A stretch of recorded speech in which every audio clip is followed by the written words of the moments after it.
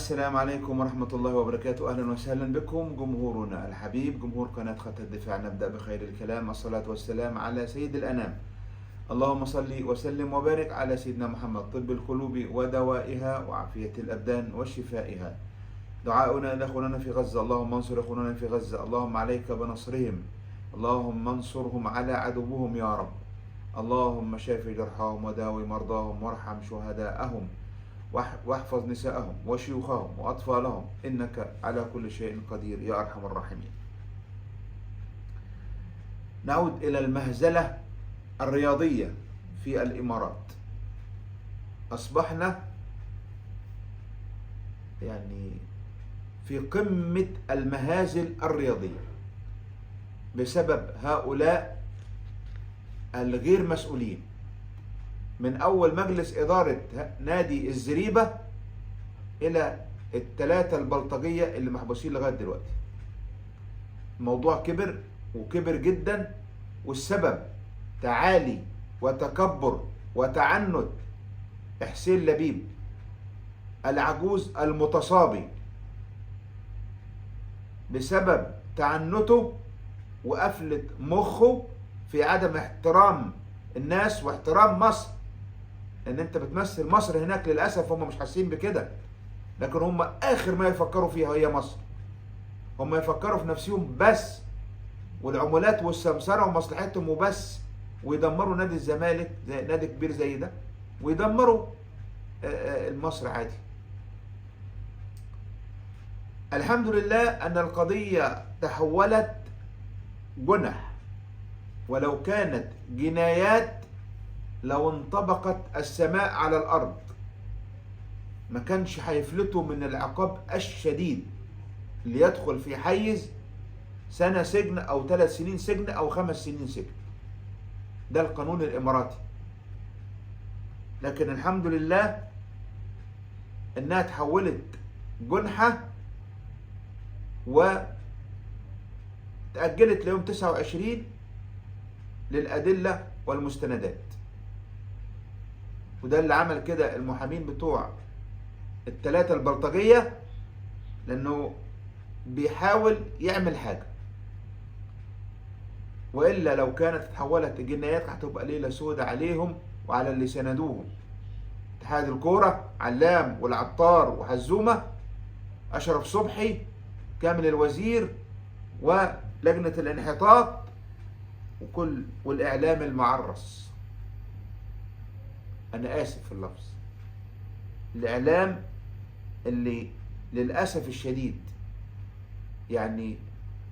بيعمل مآسي على الناس دي، بيخلي الناس دي تعمل أي حاجة غلط ويسدوها، أي حاجة غلط وطلعوهم على حق. الإعلام كله مسك حسين الشحات نتف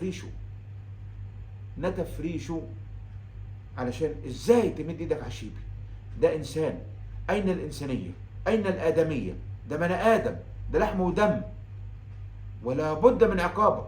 ومن حق الشيبي يسجنه، ومن حق الشيبي وراجل يا شيبي. دلوقتي شفتوا الايام دول ربنا سبحانه وتعالى دارت تدفع عليكم اهي. دلوقتي عايزين تطلعوا اولادكم، تطلعوا لعيبتكم من غير ما يتعاقبوا، مع انهم اعتدوا بالضرب العلني والمبرح على راجل رتبة ولواء ورجل يقود عمل منظم في استاد هزاع بن زايد. محكمة جنايات ابو ظبي الابتدائية اجلت النطق بالحكم اليوم 29، وده كان ذكاء من المحامي لتأجيل علشان يتدخل الدبلوماسية والسياسة وكبار الدولة هنا وكبار الدولة هنا عشان الموضوع يتحل.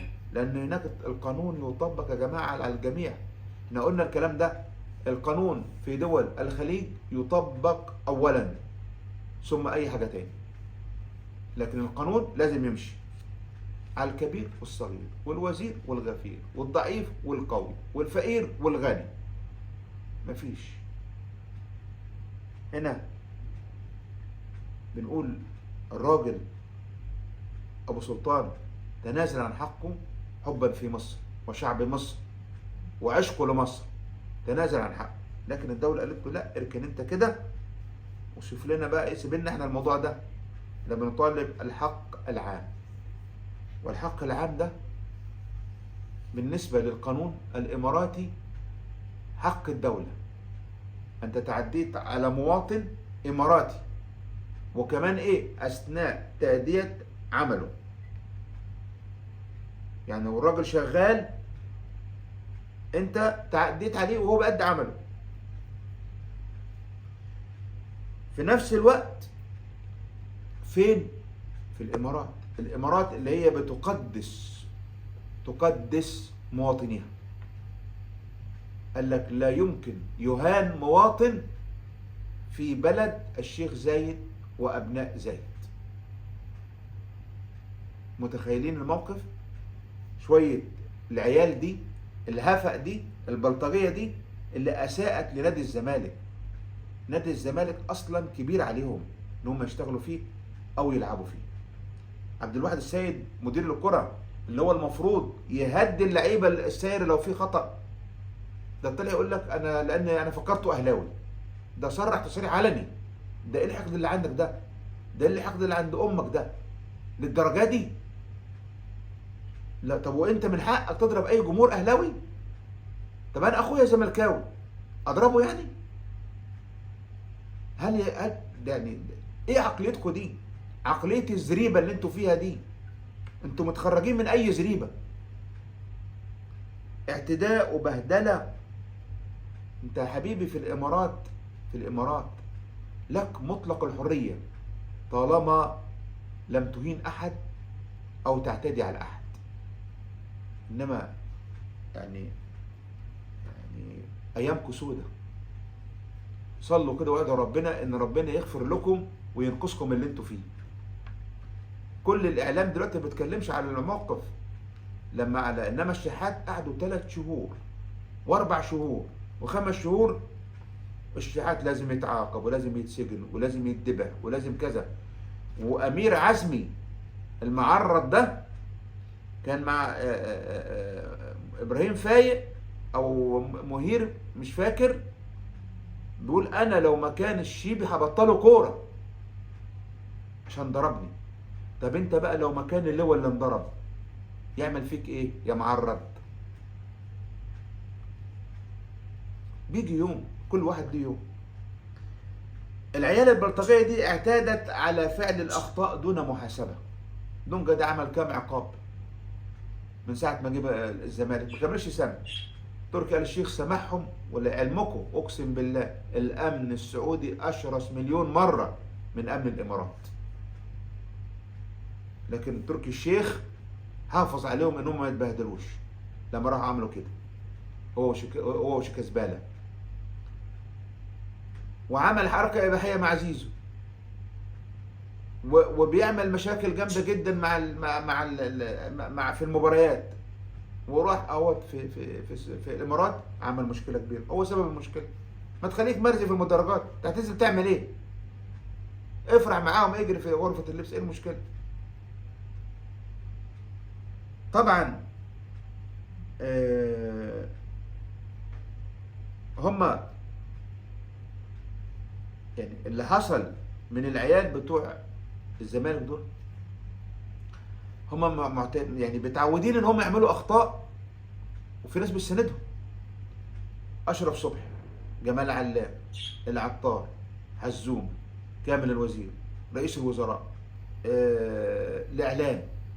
الاعلام رضا الهجاص والمهياص والكذاب اسلام وميدو ومهير وابراهيم عبد الجواد وابراهيم فايق وكتير، طارق رضوان.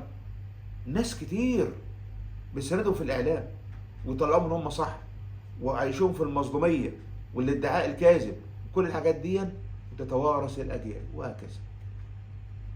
الناس دي لو كان لجنه الانحطاط حسبت شيكابالا ودونجا ما كانش حصل ده. لو كانت حسبت دونجا مع زيزو ما كانش حصل ده. لكن هم ما بيرسوش الاخلاق الحميده، هم بيرسوا الاخلاق السيئه والفاشله. لجنة الانحطاط اللي مروان حمدي شتم كل امهات مصر لغايه النهارده ما خدش اي قرار. كهربا اللي اولوه كهربا حطه صح، انت دخلت في قلبه وعرفت ايه قصده. كانوا عاوزين يشطبوه. اشرف صبحي جاب شيرين علشان يشطب كهربا خالص. ما عاقبوش حد من يوم ما جم الا كهربا. لجنة الانحطاط ديت المنحطة جاءت من اجل عقاب كهربا فقط لا غير. يا باشا دول بلد عندها قوانين، دي ناس بتطبق القانون، دي ناس بتحترم المواطن بتاعها. ده مش قانون طنط فكاهات عندنا، ولا جمالات، ولا طنط شيرين. لا، ده قانون بلد وسياسة بلد وسيادة بلد واحترام بلد واخلاق بلد. لكن انت بالطريقة دي سيادة القانون وسيادة المواطن هم دول اهم حاجة في الدولة الاماراتية. المواطن رقم واحد في الخليج. دول مجلس التعاون الخليجي رقم واحد عندهم في الدستور المواطن، رقم 2 المواطن، رقم 3 المواطن. بيقدسوا المواطن الخليجي، بيحترموا المواطن الخليجي، بيساعدوا المواطن الخليجي. لا يمكن يقبلوا بإهانة مواطن ليهم أبدا مهما كانت الأسباب. هي دي الدول المحترمة اللي بتحافظ على أخلاقها ورقيها ومجتمعها ومكتسبات المجتمع الأخلاقية. أكبر قلعة في مصر هي فعلا قلعة ملط. للأسف مرتضى منصور قالها، قال لك يا بيه العيال دي هتدمر النادي. اقسم بالله العيال دي هتدمر النادي. انا فاكر الحوار بتاعه، قال لك العيال دي بتشرب حشيش يا بيه، بتشرب مخدرات يا بيه، وبتسكر يا بيه، وبتوع بنات يا بيه. العيال دي هتدمر النادي. هو كان عارفهم وحافظهم، بس كانوا بيخافوا منه فكان ملجمهم.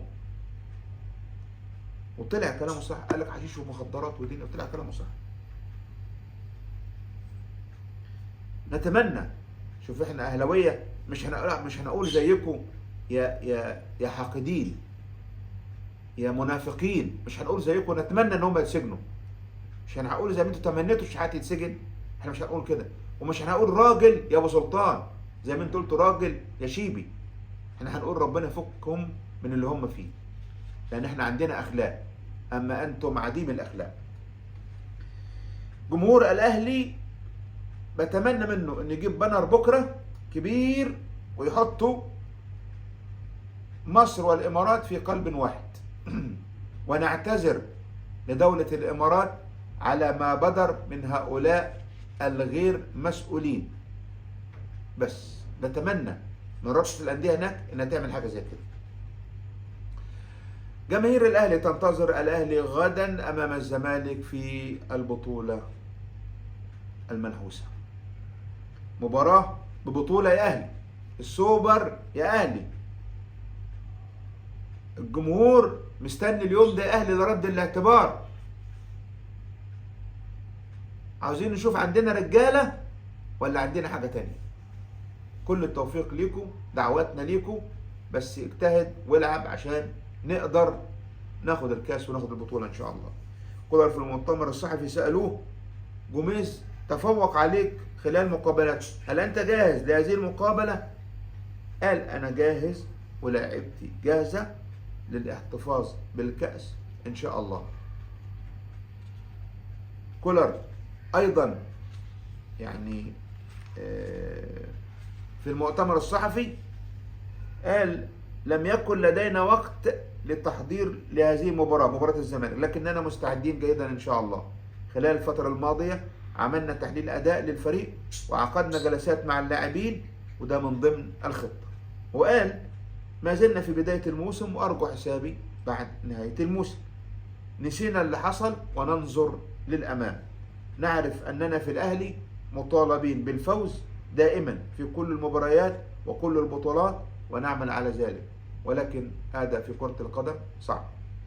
قال لك وسام أبو علي هداف الدوري، وطاهر سجل هدفين الماتش اللي فات. أنا كمدرب مش عاوز أحسن من كده. كولر تدرب اليوم في التدريب الأخير استعدادا للقاء غد، ولكن لاحظنا أن الخطيب يبدو من ملامح الخطيب أن الخطيب مزعوج من شيء ما. يعني قالوا أنه متضايق من قرارات رمضان اللي طلعت قوية ضد محمود كهربا، ومتضايق من كولر أنه بيظلم كهربا، ومتضايق من الوضع عامة، وكان مستاء الخطيب إلى حد ما، يعني شكله كان مش مبسوط. طبعا داري وعبد الفتاح اوت سايد، مش هيلعبوا في المباراة ولا القايمة. المباراة غدا، ونتمنى من رجالتنا أن تكونوا على قدر المسؤولية. مباراة مهمة ومباراة مفترق طرق لهذا الجيل، مفترق طرق لهذا الجيل. نتمنى أن يكون على قدر المسؤولية.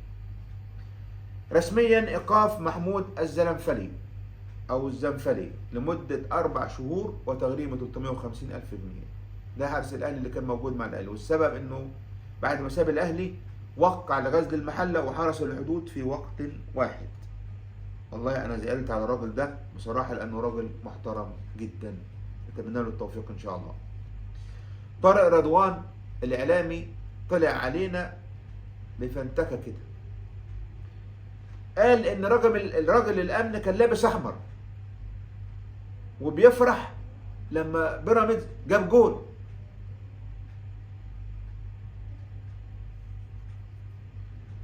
أمانة نقول له إيه ده؟ الناس دي إعلاميين إزاي؟ الناس دي إزاي قدرت توصل للشاشة وتبقى كده، يعني تقعد كده وتتكلم وتبقى مصرح إنها تتكلم اللي عاوزاه؟ الله، الأشكال الوسخة دي بتطلع لنا منين يا جماعة؟ أقسم بالله العظيم ده إعلام يطلع على الشاشات ده؟ بيقول لك ده كتير قوي اللي بيحصل ده، اللي بيحصل ده كتير. بقول لك كتير قوي بيحصل مع لعيب الزمالك، اللي بيحصل مع لعيب الزمالك كتير، يعني بيحصل مع ابو سلطان مش كتير؟ ده انتوا ما عندكمش بربع جنيه لا ادب ولا اخلاق ولا تربيه، بربع جنيه مفيش، وكلكم بتظهروا على حقيقتكم. سبحان الله، يمهل ولا يهمل. اللي بيحصل ده للعيبه الزمالك بسبب اللي عملوه، الحركه اللي عملها مصطفى شلبي في الماتش الافريقي محدش حاسبه، وكل الحاجات اللي بتحصل حصلت معاهم، وربنا سبحانه وتعالى هو اللي بيعاقب. مع ذلك لا نشمت فيهم ابدا، بيفضلوا ابناء مصر وابنائنا ولازم الحفاظ عليهم. لكن من يخطأ يعاقب، من يخطأ يعاقب. دول يا باشا متعودين على البلطجة، لكن نتمنى ان ربنا يعديهم على خير. الى ان نكون انتهينا من هذا الفيديو، على امل ان نلقاكم. ارجوك ادعم القناة واشترك في القناة وشير القناة على جروباتك عشان نقدر نعلب القناة وندافع عن نادينا الحبيب، النادي الاهلي الكبير، نادي البطولات وعملاق الكرة الافريقية واكبر قلعة رياضية في افريقيا وفي العرب وليس في مصر. دمتم وفي امان الله.